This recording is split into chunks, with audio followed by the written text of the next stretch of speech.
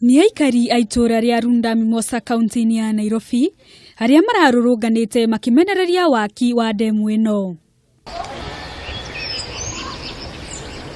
Makĩarĩria gĩcigo-inĩ kĩrĩa gĩtanyitwo gwakwo ndemu ĩno, aikari aya maugĩte mũgũnda ũyũ nĩ wa mũingĩ wa gĩcigo kĩa Runda. Somebody cannot come from out there just because you own plots.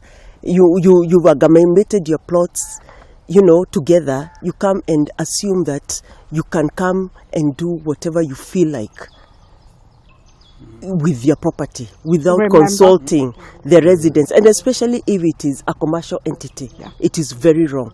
Oho aikari acio nĩ morĩtie gavana wa kaunti ya Nairobi amateithĩrĩria harĩ gwetha kĩhonia gĩa thĩna ũyũ, kuona waki wa ndemu ĩno no ũcũngĩrĩrie mũtino ta ũrĩa wahanĩkire ndemu-inĩ ya Solai ituura-ini ria Naikuru. We are appealing to the relevant authorities, Warma and Nema and the county government, to take action, because the letter they brought to the association that we were shown by the professor, is that they were renewing a gate. That is the letter that they are using to disguise that they are doing a gate. But when you look at what you see behind you, is a purely constructed, structure. So we think whatever they are doing here is illegal. Handũ-inĩ ha Kameme TV, njĩtagwo Wangũ wa Kanyi.